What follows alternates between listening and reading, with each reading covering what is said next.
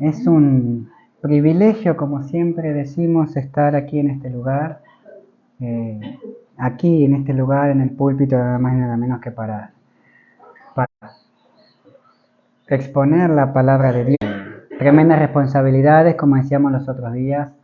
Siempre oren por los que se paren acá en este lugar y de alguna manera u otra exponen la palabra de Dios para que podamos hacerlo siempre con fidelidad, siempre de la mejor manera posible.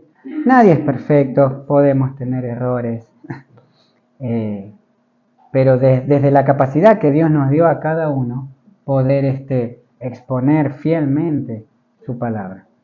¿Sí?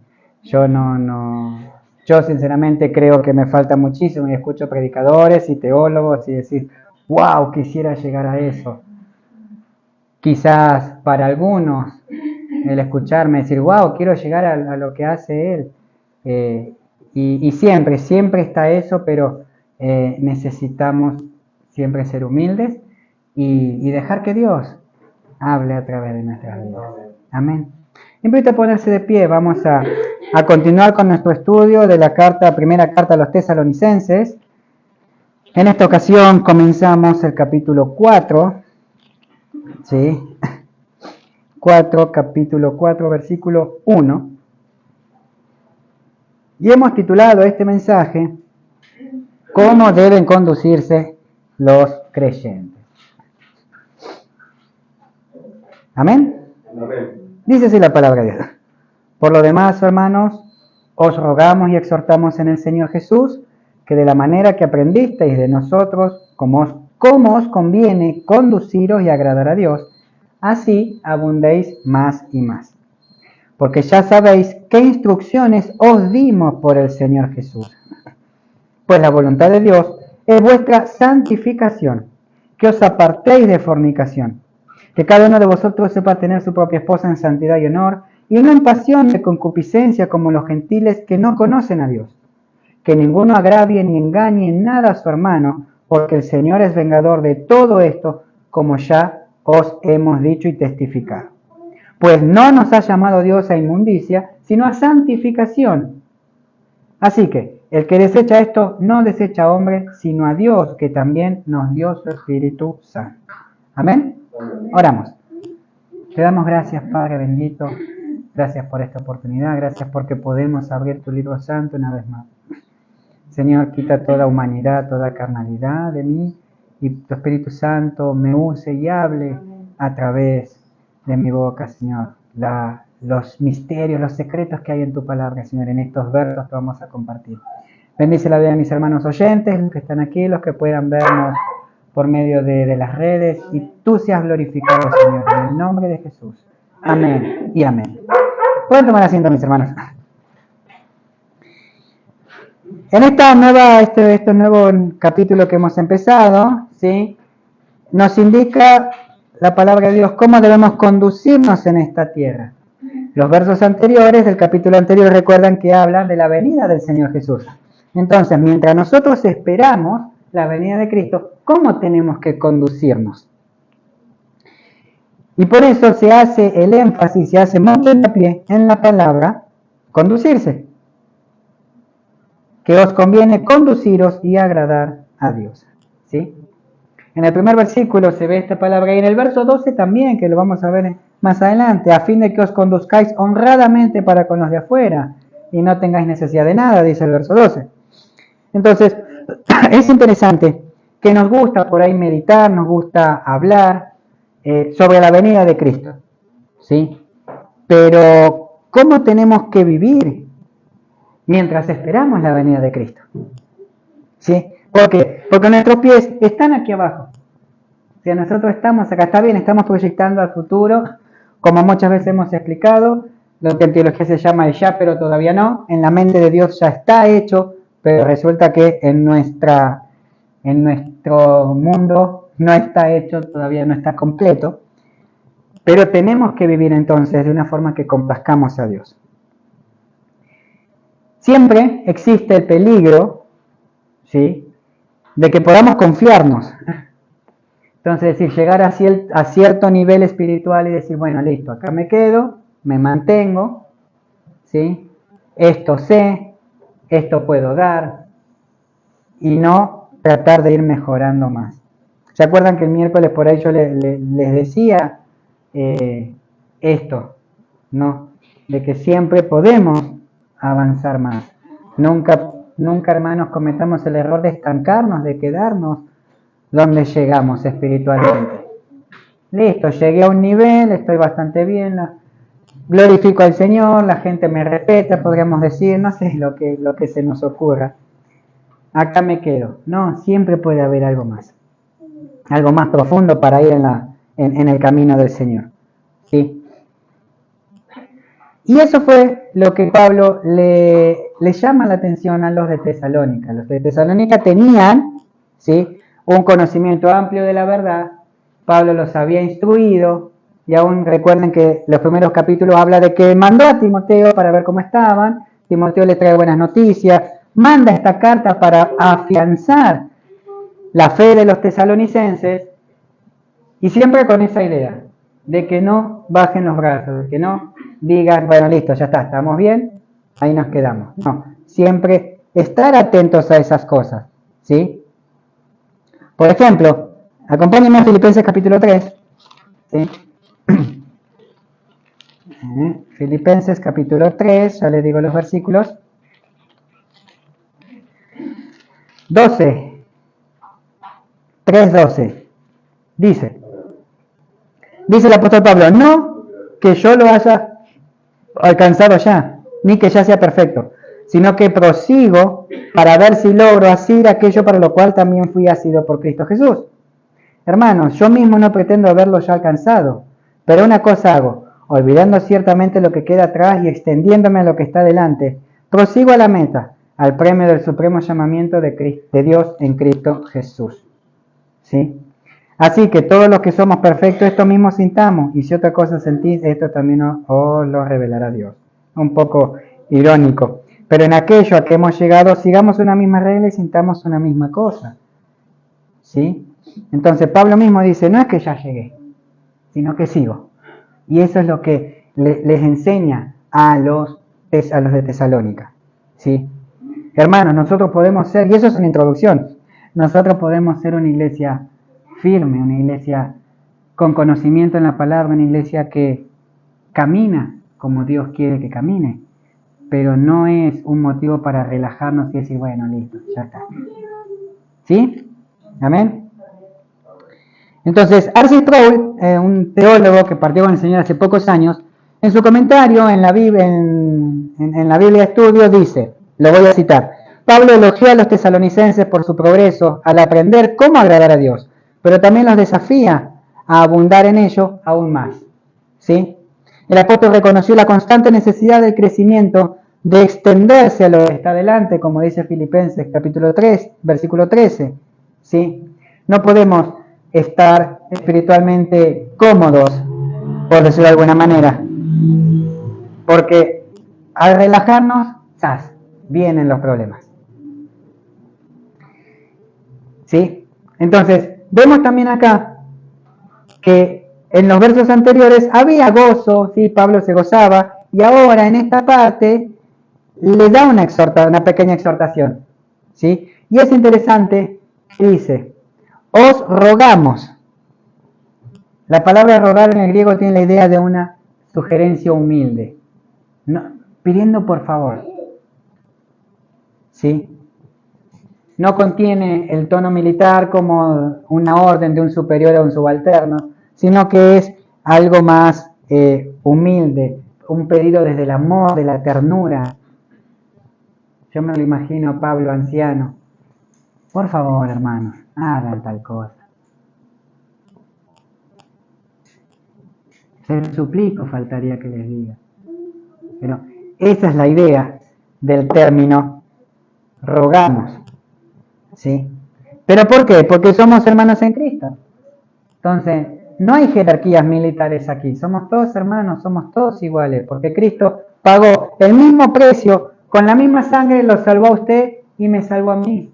No es que puso un poquito más para usted y menos para mí, o un poquito más para mí, porque soy por decir que soy el encargado de este lugar, y por usted no, por la misma sangre, el mismo sacrificio, pagó por usted y por mí. Entonces somos hermanos en Cristo, y tenemos que ayudarnos mutuamente a perseverar en la santificación, que es el tema principal de estos versos. ¿Sí? Entonces, si bien Pablo podría ordenar, ¿sí? Porque Dios, Jesús le había dado autoridad, la autoridad apostólica, pero en realidad de ordenar utiliza una petición a modo de ruego personal. Un pedido, no una orden. Suena distinto. Bueno, cuando alguien nos pide algo por favor o nos pide así medio a lo bruto. Suenan distintos. Entonces, esto quiere decir que es una insinuación para referir de modo amable que alguien haga algo. ¿Sí? No es lo mismo decir, de ahora en más, todos los hombres vienen con saco y corbata y zapatos.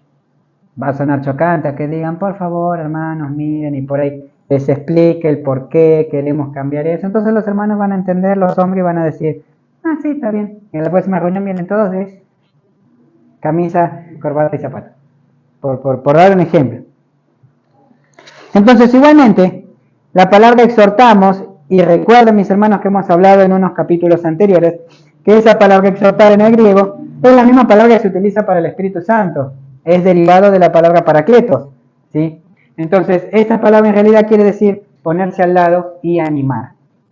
Entonces, Pablo les pide con amor, con paciencia, ¿sí? Con mansedumbre, y se pone al lado para animarlos en ese pedido a que hagan algo. ¿Sí? Entonces, ¿por qué Pablo hace eso? Básicamente porque tanto Pablo como escribe en los tesalonicenses, que son los que reciben la carta, fueron, como dijimos hace un momento, lavados por la sangre de Cristo. Entonces somos todos hermanos y estamos unidos a Cristo. Entonces, desde esa posición de unión con Cristo es que se hace esta petición. ¿Amén? Entonces, esto nos enseña que al estar unido a Cristo, se debe vivir una vida conforme a esa unidad. Porque ya no son ellos o nosotros quienes viven, sino que es Cristo el que vive en nosotros y es el que toma el control de nuestras vidas. Como dice Romanos capítulo 8, ¿sí? No lo busquen, yo ahora lo busco en un ratito. Romanos capítulo 8, ¿sí? Dice así, versículo 9. Mas vosotros no vivís según la carne, sino según el Espíritu, si es que el Espíritu de Dios mora en vosotros. Y si alguno no tiene el Espíritu de Cristo, no es de él. Pero si Cristo está en vosotros, el cuerpo en verdad está muerto a causa del pecado, más el Espíritu vive a causa de la justicia. Amén. Entonces continuamos. ¿Qué dice? Por lo demás, hermanos, rogamos y exhortamos en el Señor Jesús, que de la manera que aprendisteis de nosotros, como os conviene, conduciros y agradar a Dios. Esa frase nos enseña que debemos seguir tratando de mejorar nuestras vidas. Ir día a día viviendo en la gracia y en el conocimiento de nuestro Señor Jesucristo. ¿Sí? Nuestro andar como creyentes es muy importante y en la Escritura muchas veces es enfatizado, en las cartas, es enfatizado cómo tiene que vivir el cristiano. ¿Sí? Un creyente no puede hacer lo que tenga ganas, lo que quiera, sino que tiene que hacer, ¿qué? Lo que Dios quiere que se haga. La palabra abundéis, por ejemplo, como os conviene abundéis más y más, tiene la idea de tener suministros amplios, desbordar, existir en cantidad total, estar sobre, por encima, por alrededor, estar avanzado. ¿Sí? Eso en realidad puede significar algo extraordinario, algo incomparable. Nuestras vidas tienen que ser extraordinarias para la gloria de Dios. Incomparable, no se puede comparar con nada, no se tiene que comparar con nada nuestro estilo de vida para la gloria de Dios. Entonces Pablo le dice a los tesalonicenses que el crecimiento espiritual tiene que ser extraordinario. Tienen que ir a un nivel más alto. Siempre se puede ir a un nivel más alto. ¿Por qué? Porque siempre decimos desde el púlpito que la palabra de Dios es inagotable. Y aunque estudiemos y tengamos todos los títulos en teología que podamos tener, y aunque estemos las 24 horas del día encerrados en nuestras casas estudiando la palabra de Dios, siempre vamos a encontrar algo nuevo que el Señor nos hable. Y pueden pasar años y podemos ver el mismo pasaje 30 millones de veces, y les aseguro que las 30 millones de veces vamos a encontrar algo que al principio no vimos. ¿Por qué? Porque vamos creciendo, vamos madurando. Entonces, tenemos la capacidad de ver cosas que por ahí al principio no. O sea, nunca, mis hermanos, se queden con el nivel espiritual que tienen hoy. Siempre vayan un poco más. Los creyentes de Tesalónicas abundaban en el amor y en el compromiso del servicio, pero nunca es suficiente, porque no es posible alcanzar la perfección, como decíamos. Pero no significa que por decir, bueno, nunca voy a ser perfecto, me descuide. Precisamente, tratando de alcanzar la perfección, aunque sabemos que nunca lo vamos a lograr en este cuerpo mortal, siempre tenemos que anhelar llegar a ser perfectos. Entonces, lo que Pablo está diciendo es que cada persona, cada hermano, abunde más y más en su conducta digna y en su propósito de agradar a Dios. Siempre tenemos que intentar agradar a Dios. Esa vida de santidad solamente es posible por la dependencia del Espíritu Santo. Sí, el Espíritu Santo. Por eso Romanos dice que el que no tiene el Espíritu Santo no es de Dios, porque no va a poder hacer estas cosas. Porque humanamente nosotros no podemos. Si no, seríamos perfectos, seríamos los mejores cristianos que hay. O el mundo estaría cristianizado. Nuestra naturaleza humana, pecaminosa, no nos deja acercarnos a Dios, sino es por medio del Espíritu Santo. ¿Amén? El verso 2. Porque ya sabéis qué instrucciones os dimos por el Señor. Entonces acá Pablo vuelve a recalcar que lo que él enseña no era palabra de él, sino era palabra de Dios. ¿Sí?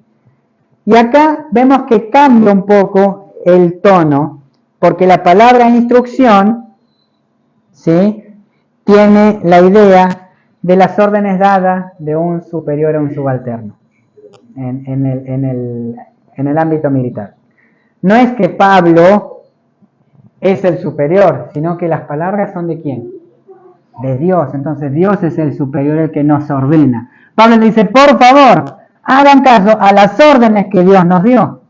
Eso es lo que está diciendo. Pablo con amor les dice, por favor, hermanitos, hagan caso a las órdenes que Dios nos dio. Eso sí es una orden, eso no se puede evitar. ¿Se entiende? Entonces, el doctor William Hendrickson dice, cualquiera que rechace las instrucciones dadas aquí, no rechaza a hombres, sino a Dios. Entonces, la fuerza de esta frase nos enseña que los mandamientos que nos conducen a vivir una vida santa no son sugerencias que podemos obedecer o no. Son mandatos de Dios, son órdenes establecidas por el Dios soberano y creador del universo. Samuel Pérez Milos, en su comentario a la epístola, dice lo siguiente, y lo cito. El texto es claro en cuanto a autoridad apostólica. Los mandamientos establecidos, tanto en la enseñanza oral como en los escritos, son mandamientos del Señor. Los apóstoles actuaban en nombre del Señor. Los escritos apostólicos eran inspirados y revestidos con la autoridad de Dios. El verdadero creyente se sometía a los mandamientos de los apóstoles porque desobedecerlos en materia de fe era desobedecer al Señor. ¿Sí? Todo lo que se enseña desde acá no es que desobedecen al hermano José, al hermano Ramón, al hermano Esteban. No, desobedecen a Dios.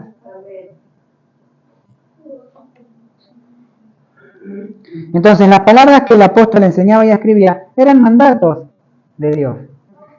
¿Sí? Entonces, hermanos, ¿quieren conocer más a Dios? ¿Quieren amarlo y obedecerlo más? Deben vivir de acuerdo a lo que dicen las Escrituras. Hay un coro que cantamos, dice, ¿cómo es cuando más te conozco, quiero saber más de ti? Entonces, pero tenemos que vivir con lo que sabemos. Y eso es lo difícil. Entonces, el creyente va a experimentar el crecimiento espiritual, ¿sí?, por medio del poder que habita en cada uno por medio del Espíritu Santo y la obediencia a la verdad de la palabra. Entonces, el verso 3 vemos que dice, pues la voluntad de Dios, gracias, la voluntad de Dios es vuestra santificación, ¿sí? Y la Escritura nos habla de la voluntad de Dios en dos maneras distintas. Primero, les voy a mostrar con la Biblia, para que por ahí se entienda un poco mejor. ¿Sí? Efesios 1:11 nos dice, en él asimismo tuvimos herencia, habiendo sido predestinados conforme al propósito del que hace todas las cosas según el designio de su voluntad. ¿Sí? Entonces, eso nos muestra el propósito eterno de Dios, que se ve a través de la historia. Eso es lo que en teología se llama la voluntad secreta de Dios. ¿Sí? Dios dijo que predestinó desde antes la fundación del mundo. Ahora, ¿quiénes son los predestinados? Nadie lo sabe. A medida que va pasando la historia y vemos que se van convirtiendo la gente, ahí vamos descubriendo. No es que sabemos este o aquel. ¿Se entiende? Entonces, por eso, cuando la historia va avanzando, ahí vemos cuál es la voluntad de Dios. Era voluntad de Dios que fulanito se salve.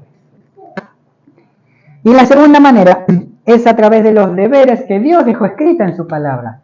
¿Sí? Esto es lo que se llama, en teología, la voluntad revelada de Dios. Dios reveló su voluntad en la Escritura. Entonces, queremos saber cuál es la voluntad de Dios, leamos la Biblia. Amén. Deuteronomio 29:29 dice algo importantísimo que apoya esto que acabo de decir. Yo se los leo. Dice, las cosas secretas pertenecen a Jehová nuestro Dios, mas las reveladas son para nosotros y para nuestros hijos para siempre, para que cumplamos todas las palabras de esta ley. O sea, hay cosas que Dios no nos permite saber, y eso está en su soberana voluntad, pero lo que sí nos permite saber, tenemos que obedecer. ¿Se entiende? Entonces, en este último sentido, el de la voluntad revelada de Dios por medio de la Escritura, es que nosotros tenemos que obedecer. ¿Sí? Hay afirmaciones y hay prohibiciones. Hagan esto, no hagan aquello. Y eso es lo que nosotros tenemos que obedecer. ¿Sí? ¿Se entiende? Entonces, el contexto, específicamente acá el verso 3 nos habla sobre la santificación. ¿Qué es santificación? Es ser apartado del pecado para Dios. Y dentro de la Escritura, esta palabra santificación tiene diferentes significados. ¿Sí? Por ejemplo, en 2 Pedro 1:21 vemos que dice que hombres de Dios, los santos hombres de Dios, hablaron inspirados por el Espíritu Santo.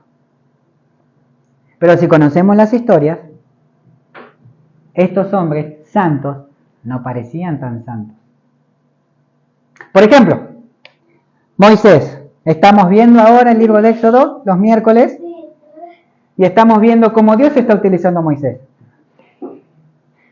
Pero, ¿qué pecado, digámoslo así, qué pecado oculto tiene Moisés? Fue un asesino, mató. Desobedeció a Dios, ¿cuántas veces? A medida que vayamos viendo la historia. Y sin embargo, está como uno de los grandes hombres de fe y santos hombres de Dios. David escribió tantos salmos bonitos, tan lindos son los salmos. Pero David también fue un asesino, entre otras cosas. Entonces, ellos fueron santificados, ¿por qué? Porque fueron separados por Dios para un propósito. Y ahí vemos que la santificación es una obra del Espíritu de Dios en el creyente. Pero también es importante que recordemos que la santificación tiene 3 aspectos dentro de la vida del cristiano. El primer aspecto es la santificación inicial, como se dice, o posicional, que es cuando nosotros venimos a los pies de Cristo. Cuando el Señor nos salva y nos da su Espíritu Santo, automáticamente nos hace santos. ¿Sí? ¿Por qué? Porque Cristo tomó nuestro lugar y la santidad de Él nos la pasa a nosotros, y por eso, como dice la Escritura, somos aceptos en el amado. ¿Sí?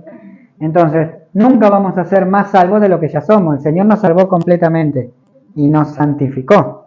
¿Sí? Amén. Entonces, esa santificación inicial es la que todo creyente cuando nace de nuevo tiene. ¿Sí? Se hace automáticamente santo por la gracia de Dios, por el sacrificio de Cristo. Ahora bien, el segundo paso es la santificación práctica. ¿Qué es esa? Es nuestra responsabilidad. El ir caminando el día a día como la Biblia nos manda. ¿Sí? Es todos los días tratar de agradar a Dios hasta llegar a ser perfectos. Mientras estemos en este cuerpo, no vamos a ser perfectos nunca. Pero como dijimos, tenemos que ir en pos de esa perfección. Amén.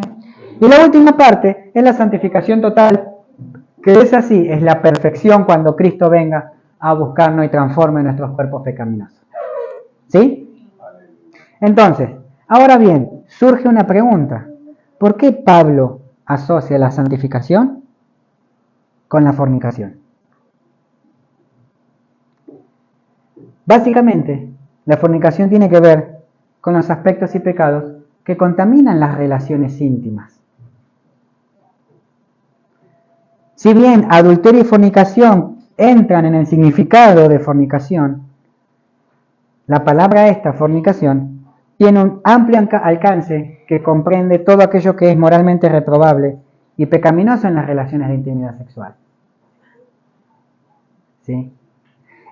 Básicamente, el fornicar no es solamente tener relaciones íntimas con muchas personas, sino dentro de tu matrimonio, ¿qué prácticas tenés? ¿Agrada a Dios? ¿Glorificás a Dios con tu sexualidad? Eso es lo que quiere decir también, si vamos un poco más profundo, la palabra fornicación. Siempre dijimos, el adulterio es sexo fuera del matrimonio. Y la fornicación, bueno, sí, también, pero es cuando no estás casado. Pero si vamos un poco más profundo, la fornicación tiene que ver también aún por ahí lo que podés hacer con tu esposa. ¡Wow! Interesante. Entonces, esto se puede referir a la prostitución, cualquier actividad carnal, ¿sí? Y es una perversidad de relaciones íntimas contraria a la voluntad de Dios. O sea, no se crean que porque estamos casados podemos tener libertad dentro de nuestra sexualidad. Total es con mi esposa. No. Hay prácticas que Dios condena. Entonces, ¿se dan cuenta la profundidad? Por eso es que Pablo compara la santificación con este otro punto. En la antigüedad, en el mundo greco-romano, que era donde ellos estaban, era normal todas esas cosas.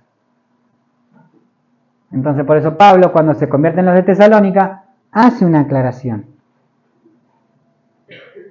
Quizás muchos cristianos antes de convertirse tenían una vida así.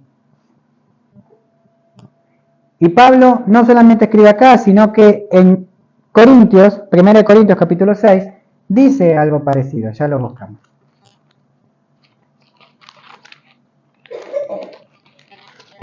Capítulo 6, versículo 9, dice: ¿No sabéis que los injustos no heredarán el reino de Dios? No es rey, ni los fornicarios, ni los idólatras, ni los adúlteros, ni los afeminados, ni los que se echan con varones. Ahí tenemos otra cuestión, la homosexualidad. Ni los ladrones, ni los ávaros, ni los borrachos, ni los maldicientes, ni los estafadores heredarán el reino de Dios. Y esto erais algunos de ustedes, mas ya habéis sido lavados, ya habéis sido santificados, ya habéis sido justificados en el nombre del Señor Jesús y por el Espíritu de nuestro Dios. Entonces, lavados de la corrupción del pecado, gracias al llamamiento de Dios, justificados por Cristo, son regenerados por medio del Espíritu Santo. Entonces, hay un cambio absoluto de vivir. como decíamos al principio, por condición natural, por nacer muertos espiritualmente, practicábamos voluntariamente las obras estas del pecado y ahora tratamos de vivir santificadamente, que es la voluntad de Dios. ¿Sí?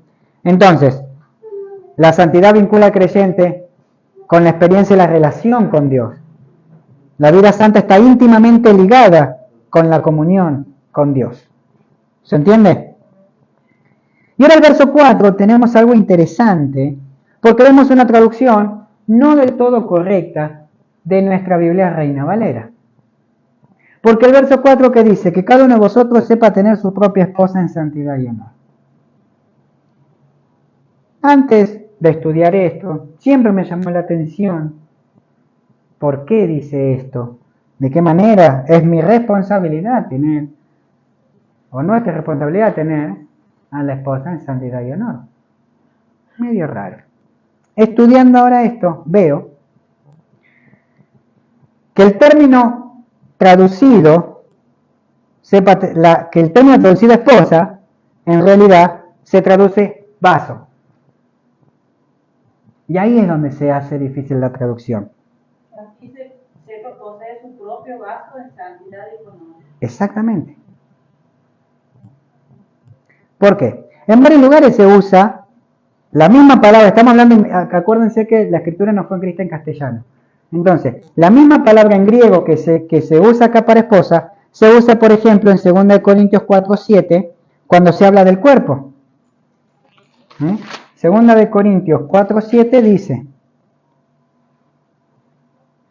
pero tenemos este tesoro en vasos de barro para que la excelencia y el poder de Dios, para que la excelencia y el poder sea de Dios y no de nosotros. Y esa palabra vaso es la misma en griego que en Tesalonicenses tradujeron esposa. ¿Se entiende?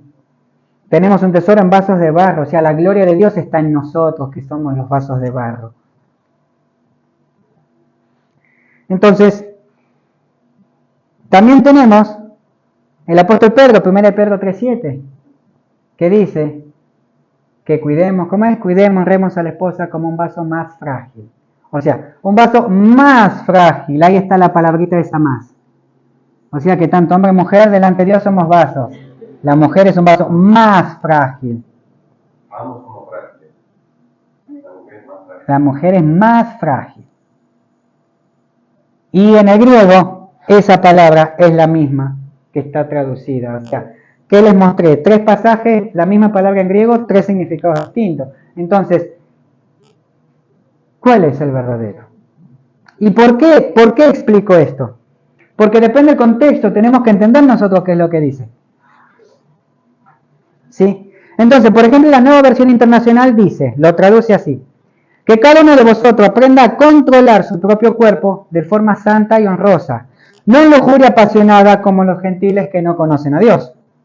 ¿Sí? Además, si usamos la lógica, mis hermanos, Pablo está escribiendo a los creyentes de Tesalónica, a todos por igual.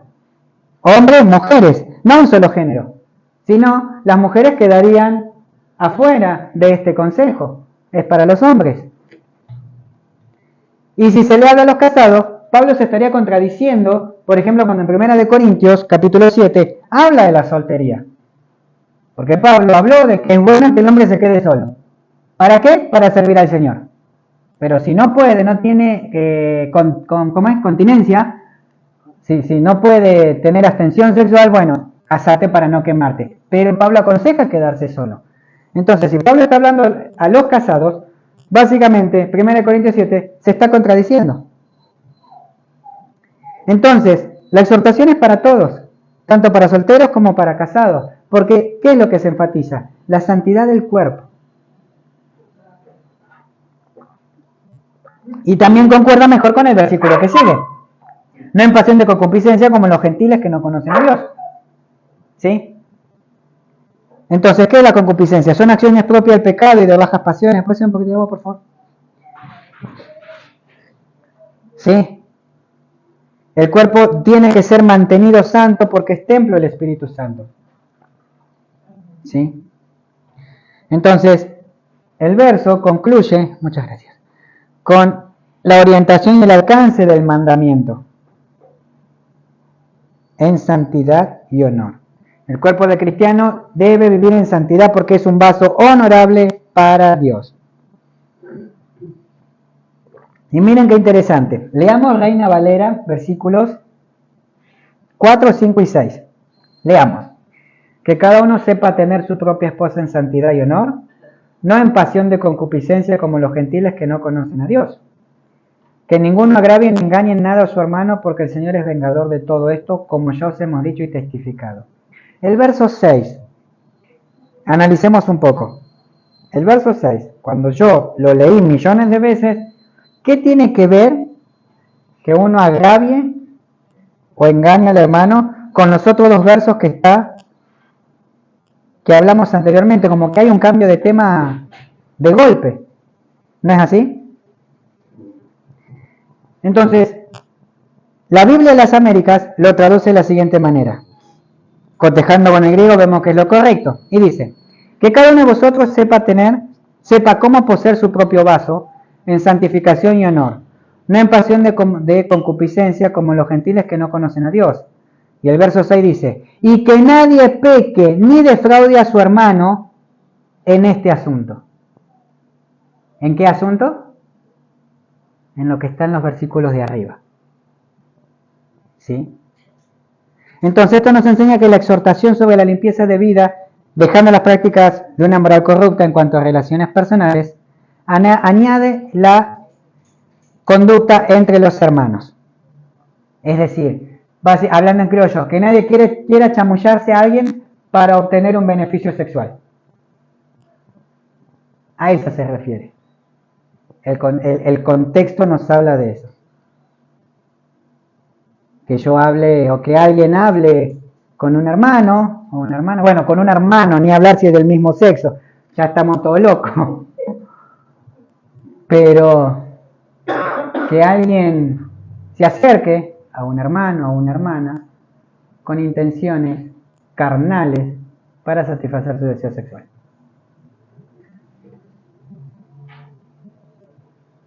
¿Se entiende, no? Así que, ¿por qué? Porque el Señor es vengador de todo.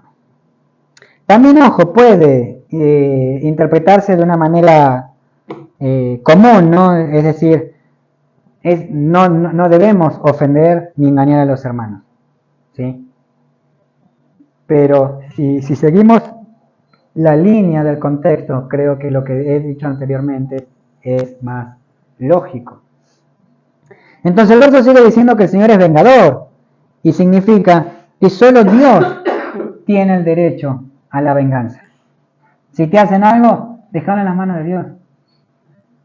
Si te ultrajan, siguiendo el contexto, en tu intimidad, déjalo en las manos de Dios.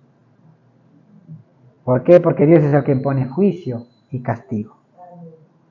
Entonces, ya avanzando, el verso 7 dice, Dios, pues no nos ha llamado Dios a inmundicia, sino a santificación. Entonces vemos que no se trata de una idea del apóstol Pablo, que porque Pablo era jodido y lo decía, sino que era un deseo de Dios mismo. ¿Sí? Y por eso Pablo habla en forma negativa, dice que no nos llamó Dios a inmundicia, sino a santidad, es decir, a vivir una vida de santificación. ¿Sí? Si vamos a Romanos 8:30, vemos algo interesante también, ¿sí? Que dice, y a los que predestinó a estos también llamó, si a Dios nos llama, y a los que llamó a estos también justificó, y a los que justificó también glorificó. Entonces, ya tenemos una vida santa, o sea, tenemos que ser santos porque estamos justificados delante de Dios. Entonces, vivir en santificación significa estar en comunión con Dios y recibir continuamente de su gracia las bendiciones que vienen de Dios mismo. ¿Sí? Entonces, el último verso, el 8, así que el que desecha esto no desecha al hombre, sino a Dios que también es su Espíritu Santo. Entonces Pablo vuelve a dejar en claro que las enseñanzas de él no son enseñanzas de hombres, sino enseñanzas de Dios. Por eso Pablo llega a la conclusión interesante y dice que el que no presta atención, el que desecha la enseñanza, no está rechazando al hombre, está rechazando a Dios. Y vuelve a remarcarse la autoridad apostólica, es decir, yo estoy dando una orden, pero si me desobedecen no es que me desobedecen a mí, yo simplemente cumplo lo que el superior me está ordenando. ¿Sí? Entonces, si acá vemos algo interesante, porque no solo rechazamos a Dios o a Jesucristo, sino que también al Espíritu Santo. ¿Por qué? Porque Jesucristo nos hace aptos por medio de su sacrificio. Dios es el que llama, ¿sí? Dios llama y nos hace santos. Jesucristo por medio del acto, del sacrificio, muere y nos hace hijos de Dios. Pero el Espíritu Santo es el que nos santifica. Nosotros no tenemos a Dios Padre o a Jesús dentro de nuestro interior. ¿A quién tenemos? Al Espíritu Santo. Entonces, la operación y el poder del Espíritu Santo es el que produce los frutos que Dios quiere que nosotros tengamos. Entonces, es rechazar a la Trinidad si desobedecemos estas cosas.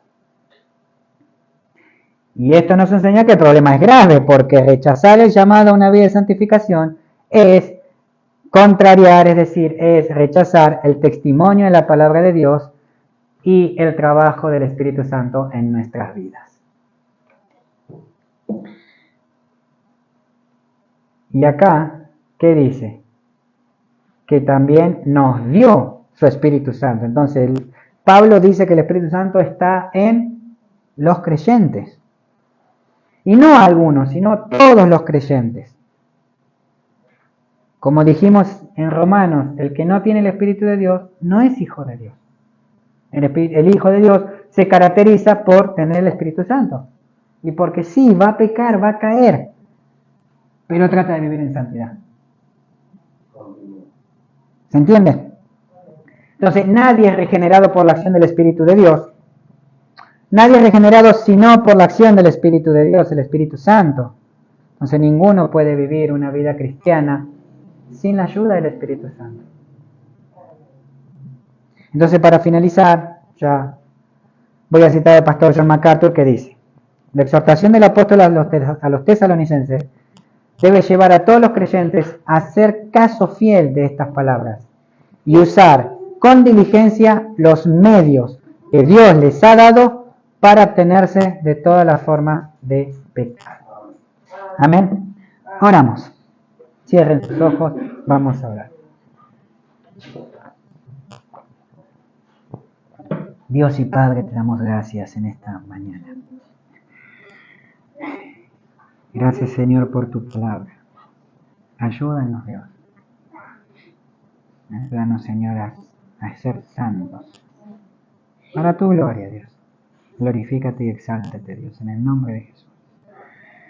En tus manos ya nos encomendamos. La gloria hacia ti, a tu Hijo y al Espíritu Santo. Amén y amén.